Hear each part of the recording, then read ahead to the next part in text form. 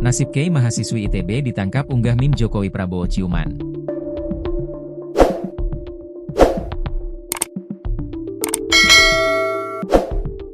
Mahasiswi ITB ditangkap kasus meme Prabowo dan Jokowi ciuman mendapatkan atensi dari pakar hukum. Pakar hukum dari Universitas Trisakti, Abdul Fikar Hajar menegaskan bahwa SSS pelaku pengunggah meme Prabowo dan Jokowi ciuman tidak bisa dipidanakan. Kata Abdul Fikar ini sesuai dengan putusan Mahkamah Konstitusi, MK, nomor 105 PUXXI 2024 terkait Judicial Review UU nomor 1 tahun 2024 tentang Informasi dan Transaksi Elektronik, ITE, yang dibacakan pada Selasa, 29 April 2025, lalu. Mengacu pada putusan tersebut, Prabowo merupakan perwujudan dari lembaga negara yaitu kepresidenan. Sementara, Jokowi adalah seorang mantan presiden. Justru MK baru saja mengeluarkan putusan bahwa pemberlakuan UU ITE terutama penghinaan dan pencemaran nama baik itu tidak bisa diajukan oleh lembaga. Prabowo itu mewakili lembaga kepresidenan. Demikian juga Jokowi diasumsikan presiden masa lalu.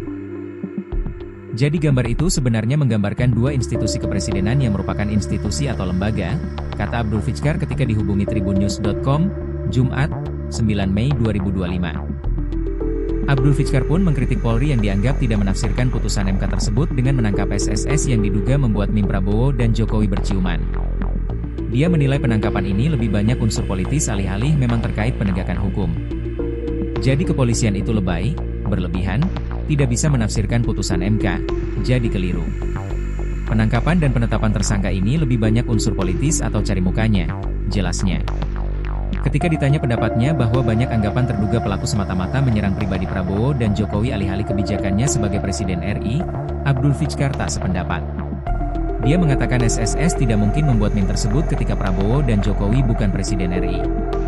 Prabowo dan Jokowi belum tentu digambar oleh mahasiswa, SSS. Jika bukan melekat dari lembaga kepresidenan. Tidak mungkin Prabowo atau Jokowi dihina atau dicemarkan kalau bukan presiden, tuturnya.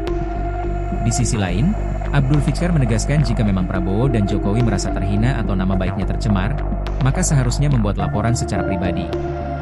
Pasalnya, kasus pidana seperti pencemaran nama baik, masuk dalam delik aduan.